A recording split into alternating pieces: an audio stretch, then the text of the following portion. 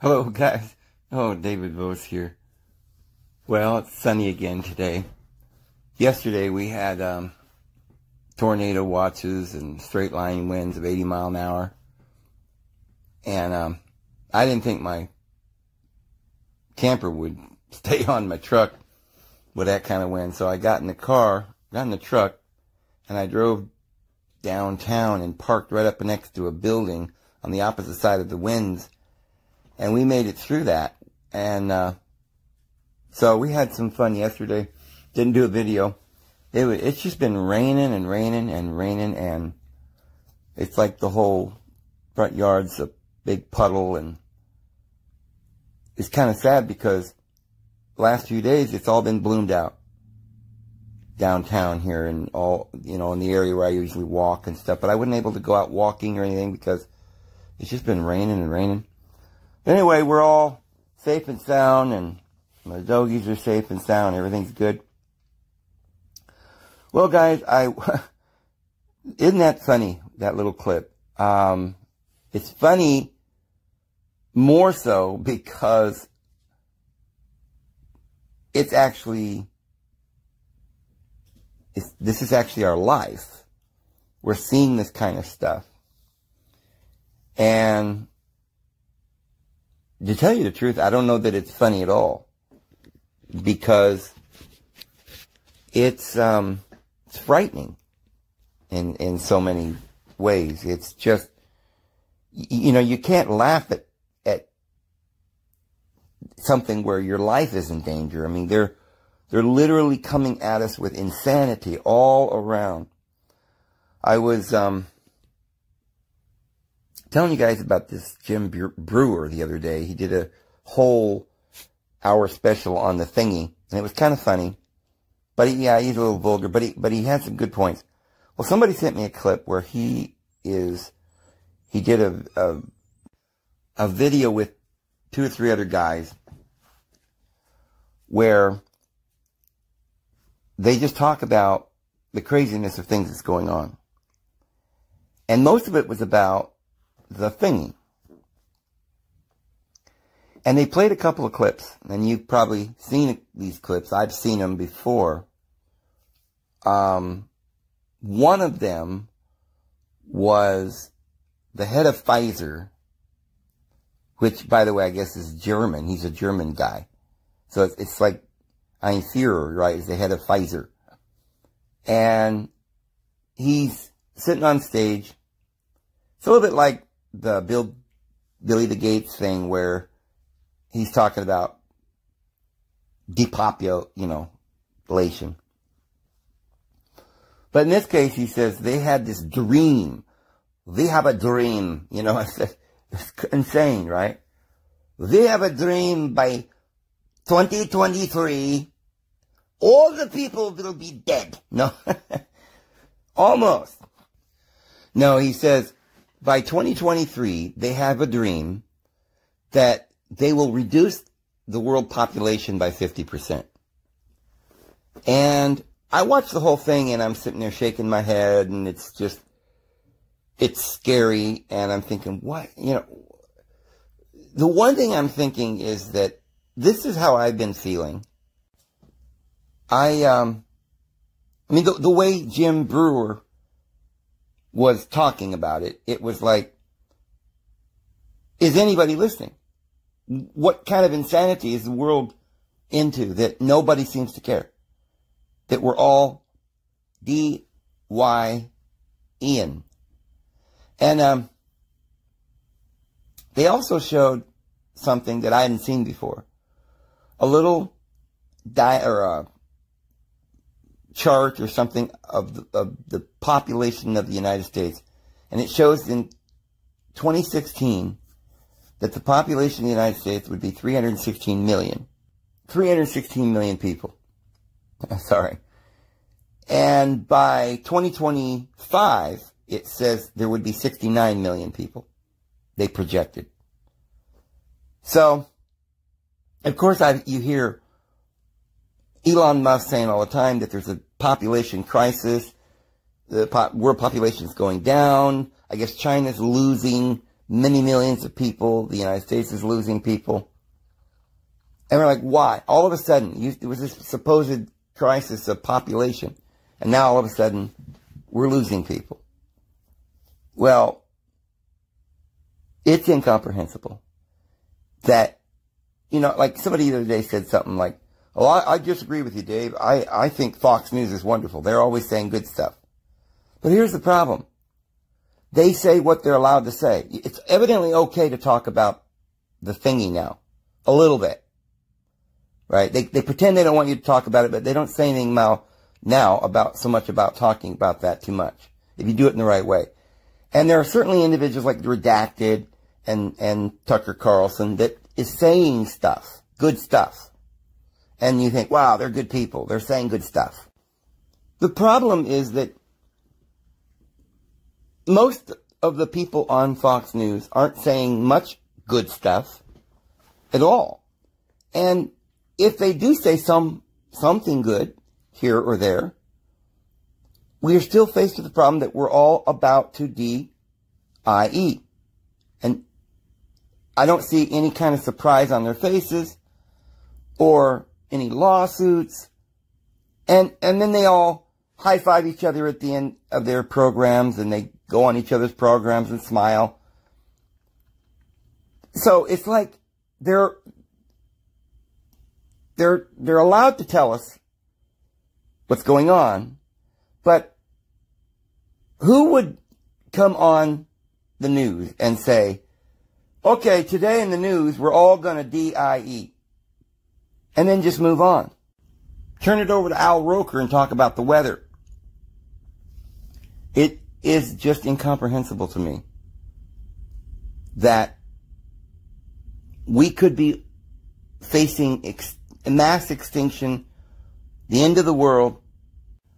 And by the way, this is really serious. And we're going to do a half-hour special on the fact that by tomorrow you'll all be gone. Okay.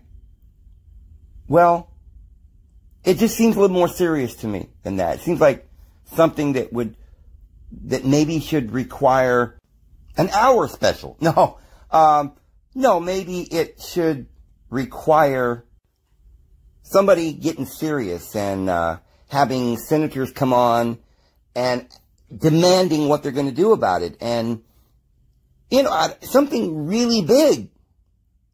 But it's like it's just talk about it, talk. Yeah, we're all going to die. And there's something's wrong. There's a disconnect. I don't even know how to really explain it.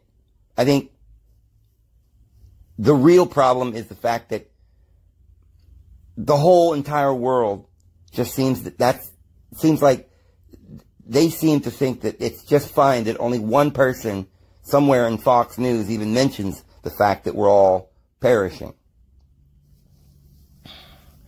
And the other thing that I think is so odd is even on this program with Jim Brewer and his other buddies, and they were talking about this and laughing and saying it was so serious and almost acting as serious about it as I would be. But yet, all of them except Jim Brewer acted as if there's still no problem because there's good guys and Trump's going to come and fix it all. See, yeah, it's bad stuff going on. The world's dying and going off into oblivion, but Trump will come and fix it all, or DeSantis, one of the two. The good guys, the white hats, are coming.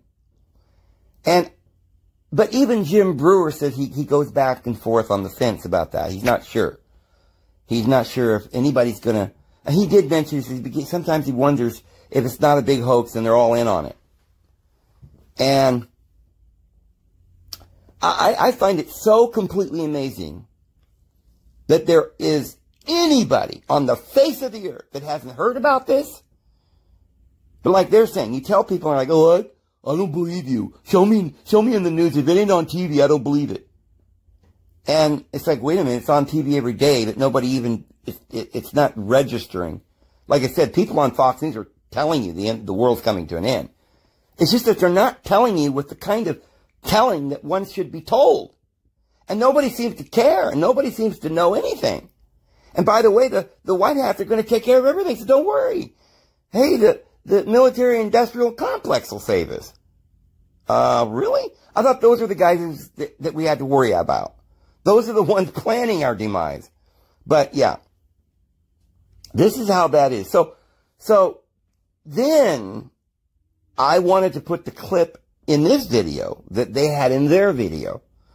But of course I couldn't put their clip in this video because it was, you know, they were talking over it and it was too small. They had a real small clip.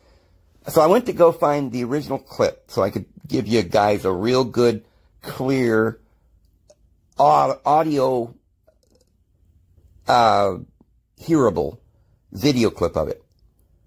And it turns out that the clip that we've heard posted all over the internet for I don't know how many months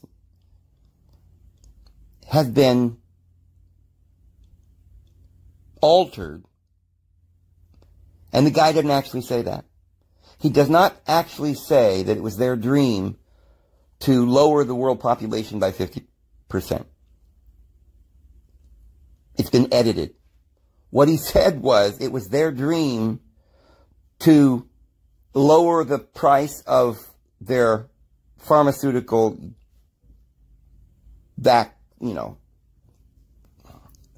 DROUGs or whatever. To lower the prices of these medicines by 50% by 2023. And I thought, what? So we've all been believing, I was, the most evil thing was coming out of these individuals' mouths that wasn't actually coming out of their mouths. I mean, think about that. That is what should be the story. That all of us have been hearing this and believing it. I think a lot of people believe that that's what they were saying. And all this time it was an edited clip and they never said it. And then I got to thinking, well, they must know that it's an edited clip. And they didn't stop people from thinking it wasn't edited. Because, you know, they were taking down anything that they didn't want you to say. Right? If you said something they didn't like, they'd take it down. And if it wasn't true, the fact checkers would come out and say, you know, they wouldn't even let it air. But here this clip was airing all over the place in its false editing, and nobody really said anything. I don't know, maybe they tried to stop it and they couldn't stop it, but that's odd to me that they weren't able to get that out off the air. They let that go and convinced the entire world, well, I don't know. I mean, there's a portion of people in society that believed it, I think a large portion, and they let us believe that we were all about the DIE. And by a German, no less. The CEO of Pfizer. You will die, you know, this is what we believed. So, it's kind of like what we were saying about the war and other things, that it's like we're on a stage and it's all being orchestrated, theatrically played out as a big show. None of it's real. The whole war is not real. We don't even know if it's actually going on. I mean, may very well be. Maybe it's not. But, you know, was 9/11 just... Did anybody DIE there? Or did they have it evacuated? Did they just... You know, we saw the demolition of it. We saw that with our own eyes. So it was physically orchestrated. We talked about the certain things like Sandy Hook, that they were having a drill and then the next day, boom, it turned into a reality TV program, right? And everybody to this day thinks it was all real. Alex Jones was saying it wasn't real. Then they sued him for $1 billion. Really? That oven in itself seems like some sort of theater. Because how in real life are you going to sue some guy for $1 billion for, even if he did lie, you know? Oh, he lied, so we're going to sue you for $1 billion. Or he believed, if he did believe it was all F-A-K-E, and I still do, that's his opinion. How can you take somebody's entire freedom of speech away and then sue them for $1 billion, eradicate them off the airwaves? Well, I don't know. Is Alex Jones still on his radio program? Did that affect him at all, or was it just some sort of scam? Everybody thought, that he'd be done, right? And I haven't heard too much about him since.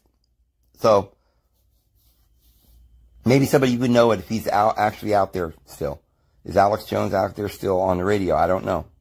I haven't heard much about him. But the real conundrum, the real story then here, isn't that the most insane evils are taking place in the world today. But we don't know if these insane evils are jokes, like some sort of SNL skit, or whether it's real but nobody seems to be paying any attention, or whether it's theatrically choreographed, whether anybody cares or anybody doesn't care. Nobody knows. Nothing which way is up or down. Even if the world isn't coming to an end. Let's say there isn't going to be the end of the world in reality. But they're going to bring the end of the world through just scaring us or making us all go crazy or something. So that may be even worse than actual, would actually taking us and rounding us all up and torturing us and then murdering us, would that be worse than what's actually going on, which is just making us all go into our basements and turn on YouTube and watch our own demise, but it's only a joke. They strap us down in a chair, stick an iron in the fire until it's, molten hot, and then sticking it right up next to our face. We're squirming out of the chair. We're scared out of our mind, but they don't really do anything to us. We just die of a heart attack. That's kind of the way it is. Or is it really happening? It may actually be happening. There may be World War III going on right now. I think there is. I think World War III is happening. But maybe all of this other stuff is a distraction. It seems like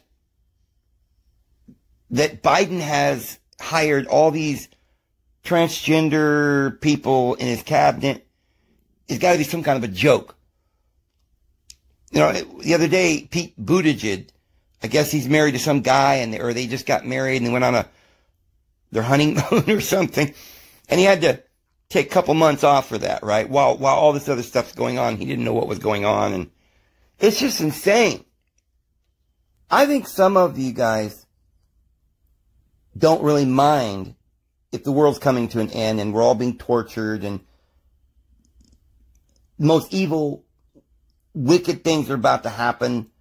The earth's going to turn upside down and flip on its axis, and there's going to be tornadoes and fires, and everybody's going to have a pandemic, whatever.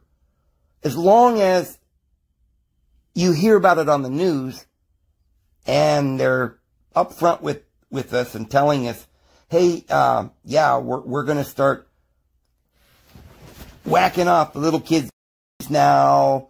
But hey, as long as they're truthful and honest, starting with kindergarten now, we're going to start putting pornography in the libraries. We're going to start giving the children like an hour during the day, right around, say, 1 o'clock in the afternoon, let all the kids have orgies. But as long as we're just flat out telling you about it, straight up, then it'll be fine. See, that's not enough. Just that Fox News is telling us that the world's coming to an end. That's not good enough. Tucker Carlson's telling us. And he looks real serious. But something's got to be done much more than this. I don't know. Maybe you should stomp up and down and scream like Alex Jones. Maybe he should go and talk to some of his peers on Fox News and ask them why they're not saying anything. Why they're just acting like, oh, everything's fine. And by the way, why is it that they're still on the air if they're so wonderful? Evidently, they want us to know this stuff. So what's really going on? If we're hearing about some of this stuff, what are we not hearing about? This is the question. Well, turns out there's a lot we're not being told. And in every department, in every facet of our lives, from the beginning of time, it seems. But let me show you a most amazing point here. Now, I had to show you right from this New World Translation, because if you go to Bible Hub, they don't have the New World Translation, of course. But notice what it says in Acts chapter 11. Acts chapter 11, verse 26. And after he found him, he brought him to Antioch. It thus came about that for a whole year they gathered together with them in the congregation and taught quite a crowd. And it was first in Antioch that the disciples were by divine providence called Christians. By divine providence. So I thought, well, I'm going to look that up and see how they put that. Because, it's been a long time since I've actually read the New World Translation. And I'd kind of forgotten that they had that in there. And I thought, well, that's pretty weird. Let me look at the King James and stuff and see what they say. So, Acts 11:26 in the Bible Hub. And this gives you just all the translations all the way down. So, starting off with the New International, it says, the disciples were called Christians first at Antioch, but nothing about any divine providence. And if you notice all the way through, there's nothing whatsoever about any divine providence in any of these verses. Here's King James Bible. And taught much people, and the disciples were called Christians first in Antioch. New King James, and the disciples were first called Christian in Antioch. Nothing about divine providence anywhere. Now, the only one that comes even more close, you go down here to the literal, no, wait a minute. Young's literal. It says, the disciples also were divinely called first in Antioch Christians. So I thought, okay, so there's some reason that the New World Translation translates it divine providence, whereas Young's literal translation has it divinely called. So okay, let me look that up and see what it is. So in the Greek, it says, and having found him, he brought him to Antioch. Came to pass now they also a year whole gathered together in the church and taught a crowd large, were called then first in Antioch the disciples Christians. Nothing.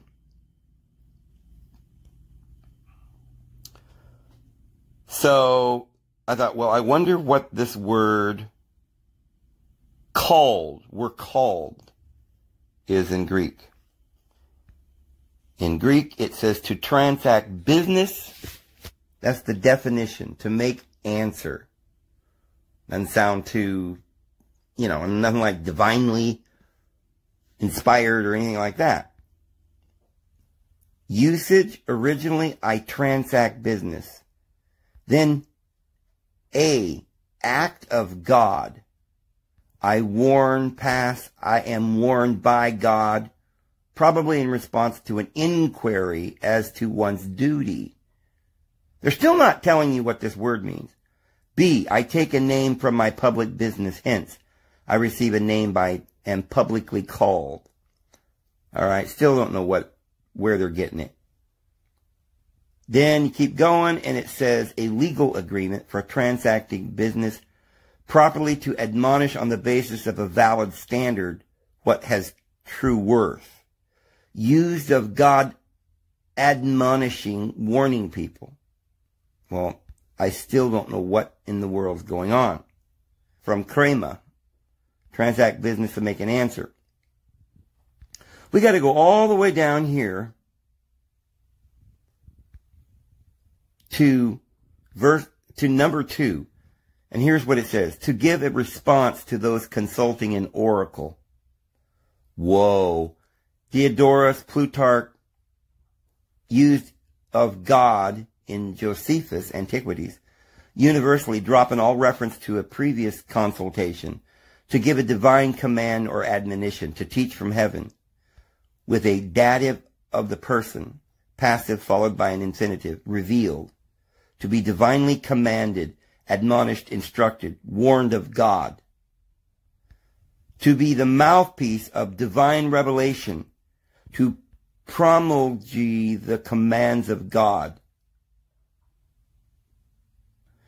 Now, I find that to be very, very interesting, because if this means to be warned of God, how was it that they were told by the Lord God himself that they were to be Christian? And if they were told to be called Christian by a divine prophet, by God, then why isn't it in every one of the Bible translations? Because if you ask most people, they'll tell you that they were first called Christians in Antioch, but hey, it was just, they just made that up. That was just where they came up with the idea. But nobody ever says, no, God came up with the idea. This is from God himself. That's our name. We don't invent our own name for ourselves. The Lord himself gave us the name Christian, and that's what we're called. We're not called Jehovah's Witnesses. We're not called Mormons. We're not called Latter-day Saints. We're not called Church of Christ or Church of God. We're not called Catholic. We're not called anything else but what the Lord told us to be called. And he told us to be called Christian. But now, that in itself should be really big. But it's more important than that. It's bigger than that. Because how did God, the divine being, tell them that they should be called Christian? How did they get this revealed? Well, in the church, they were speaking in tongues. They had visions, that kind of thing. But nobody ever told us that they received divine inspiration from an oracle, that they were consulting oracles. Remember what we said? Up in Antioch, up in that area, there were all these temples, like the Temple of Artemis, the Seleucidian mysteries, the Temple of Dionysius was near there. And in those temples, they did consult oracles. Don't you think this might be the real story? Maybe this is why they're hiding it. Very interesting. Look what I found here. It says, the Divine One speaks to his people in Isaiah 62, verse 2. And thou shalt be called by a new name, which the mouth of the Lord shall name. And in Isaiah 65:15, the Divine One tells Israel through the prophet Isaiah that he will call his servants by another name. So, look at what the word, how the word is translated. This article says that there are, I think, 11 other different words that they translate called. But this particular word is used here in Acts 10:22 with Cornelius, the centurion, was said to have been warned from the divine being by an holy angel to send for thee, Peter. In Matthew 2:12, it says, the wise men were warned of the divine one in a dream not to return to Herod. Matthew 2:22, Joseph was warned by the divine being in a dream and went into Galilee.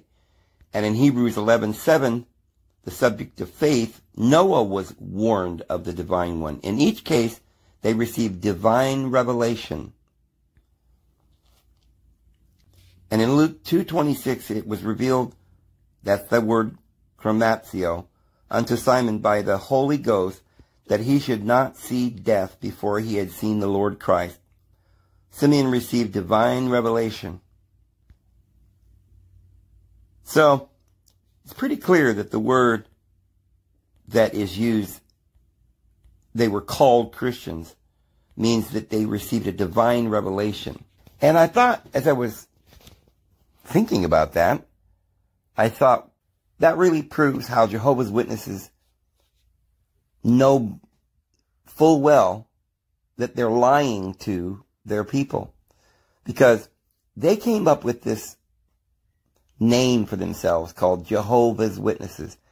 And they want you to say this word. This is how they're going to be called. Not just like a legal name. But when you're one of Jehovah's Witnesses, you have to keep saying, we're Jehovah's Witnesses. We're Jehovah's Witnesses. You cannot call yourself Christian. You cannot call yourselves any other word.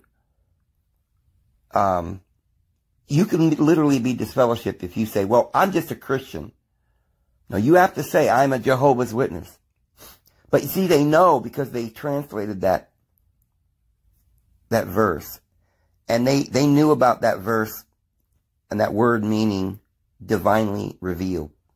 So they knew then, and I'm sure all the other Christians know as well, that we weren't just called Christians, like from the other people around the neighborhood. Oh, this is just, somehow they just got that name, you know, and it stuck. That's not what it says, and the scholars knew it, and they purposefully mistranslated it. So in the case of most Christian groups, Catholics and Protestants, they might not know the rank and file because it's not translated that way in their Bibles. But their pastors must have looked that up at some point in their life. Their scholars must have known about it. And no one ever thought to tell anybody that they were, by divine oracle, by divine revelation, given the name Christian. And see, they couldn't let anybody know that because you've got Lutherans and Baptists and Catholics and Jehovah's Witnesses and Mormons, and all of them have different names. And if they let their people know that you're not allowed to have these other names, that that's not the correct name for who we are. You know, I've heard so many people, like, you see the Church of God, and then there's the Church of Christ. And there's verses in the Bible that talk about the churches of God. And there's even there's a place where it says the churches of God in Christ. And then there are places where it just says the churches of Christ. And so they point to these verses and say, see, we're the right name. We got the right name because it's right there. It's in the Bible, churches of God. But yet, well, I mean, there's all kinds of places in the Bible where they were called different things. They're called the Way. The Christians in Jerusalem were called Ebionites or the poor. But nowhere does it say anywhere in the New Testament that any of these particular phrases does anything more than just describe them as followers of Jesus or followers of the Way, or like little nicknames or groups that may have existed and used that terminology before they were divinely appointed the name Christian. But how would we know this? I'm shocked that I just really learned this.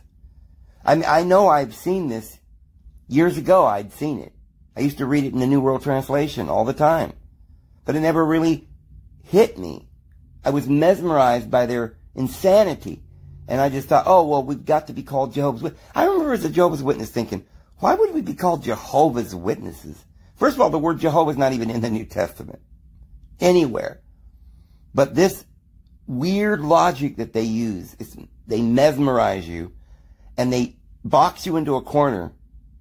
They're like, well, Jehovah is the name of the true Father, right? And so we worship this Father, our Heavenly Father. Well, why doesn't Jesus say, Dear Jehovah, pray this way, Oh Jehovah? No, it doesn't say it. It says our Heavenly Father, right? But they just get you into a corner and make you repeat what they say. And then all of your friends and your family and your